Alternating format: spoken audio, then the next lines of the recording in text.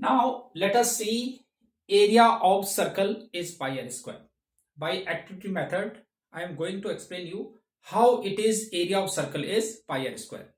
We can derive the formula what is area of circle is pi r square. First of all, what is circle?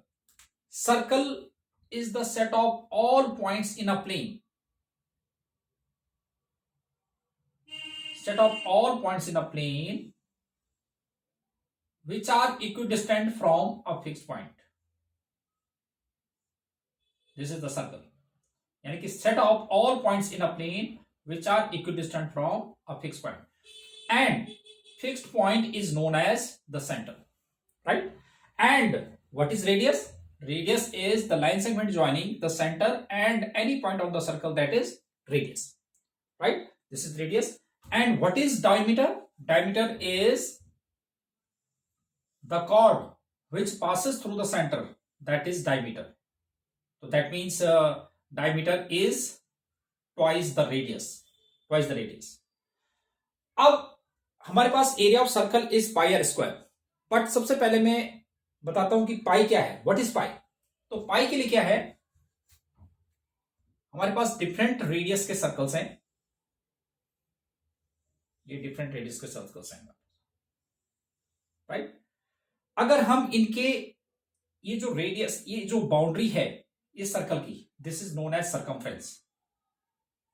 ये circumference है. Right? This is circumference. ठीक है? सभी के circumference होंगे, सभी circles के. तो अगर मैं इस सर्कल का सर्कमफ्रेंस को मेजर करता हूं, या किसी थ्रेड से मैंने मेजर कर दिया और उसकी लेंथ मैंने यहां पे लिख दी सर्कमफ्रेंस. ठीक है? सपोज दिस इज C1 और उसको मैं उसके डायमीटर से डिवाइड कर देता हूं. फिर ये suppose it is circumference 2 of second circle and this is circumference 3 of third circle. Right? तो इनके सभी के सर्कमफ्रेंसेस को मैं क्या कर रहा हूं, लेंथ को मेजर कर रहा हूं. यानी कि C2 अपॉन इसका रेडियस. सपोज इसका रेडियस R1 है, तो इसका डायमीटर कितना हो जाएगा, इसका 2R2 and this diameter is 2R3.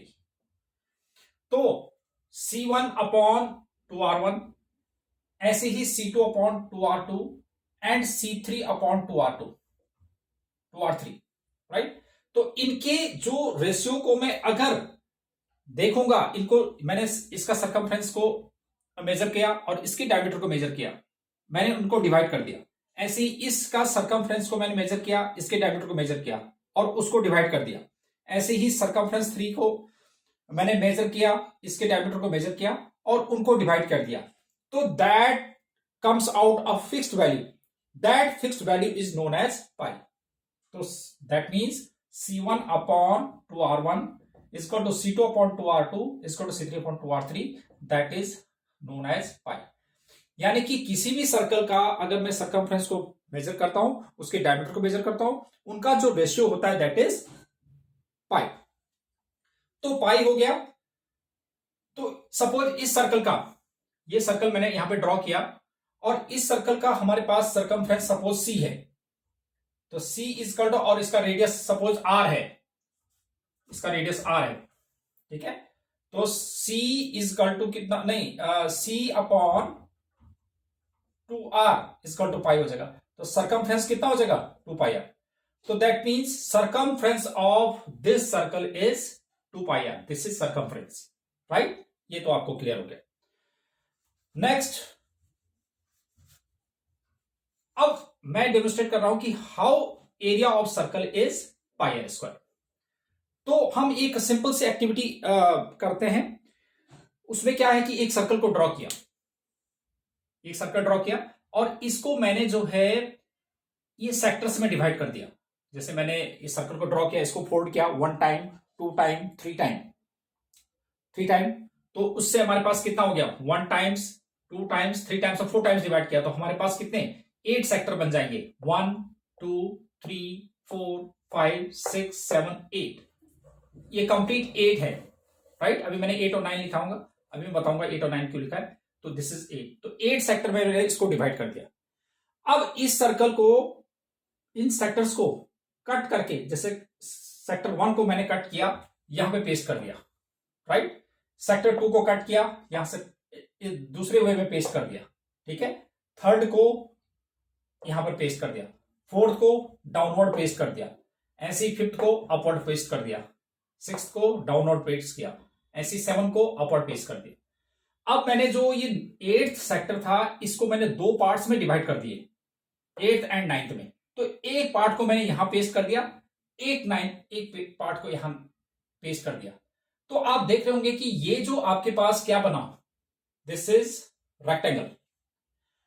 अब रेक्टेंगल बन गया है, मैंने इस तरह से पेस्ट करके बना दिया कि ये सारे सेक्टर्स जो है बनके एक रेक्टेंगल फॉर्म हो गया। अब आप ऑब्जर्व कर रहे हैं कि ये जो है 2 पाई आर है, सर्कमफ्रेंस 2 पाई आर है। तो मैंने क्या किया कि जो अपर पोर्शन है ये 1 3 5 7 और ऐसे ही आपके पास 2 4 6 8 और 9 सारा, तो इनका जो सर्कमफ्रेंस जैसे ये है पूरा, ये तो हमारे पास इधर आ गया, ऊपर आ गया, तो ये कंप्लीट 2 पाई आर था। तो इसका हाफ पोर्शन देखो, इस पूरा सर्कल का हाफ पोर्शन ऊपर आ गया और इस पोर्शन को ये नीचे आ गया, राइट। तो कंप्लीट कितना था ये 2 पाई आर, तो हाफ इधर हो गया और हाफ इधर हो गया, तो दैट मीन्स ये भी पाई आर हो गया, ये भी पाई आर हो गया, राइट। और ये हमारे पास क्या है, जो ये जो है, ये जो ब्रेथ है इसका, वो किसकी इक्वल है, रेडियस के इक्वल है, क्योंकि मैंने वर्टिकली इसको ऐसे पेस्ट कर दिया, तो ये रेडियस के फॉर्म में हो गया। अब ये आ गया आपके पास रेक्टेंगल। अब मैंने पिछली एक्टिविटी में आपको बताया था कि area of rectangle is length to breadth, तो now area of circle is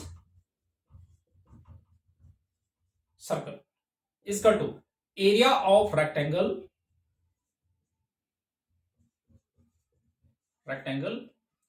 suppose this is A B C D, area of rectangle ABCD. So that is length into breadth, or length was, that was pi r or into r. So this is pi r square. तो area of circle is pi r square. तो इसमें भी कभी भी बच्चे जो है, जब हम इस तरह से इसको एक्सप्लेन कर देंगे तो बच्चे कभी भी नहीं भूल पाएंगे, उनके माइंड में ये एक्टिविटी विजुअलाइज हो जाएगी और तुरंत उनको लर्न हो जाएगा कि area of circle is pi r square.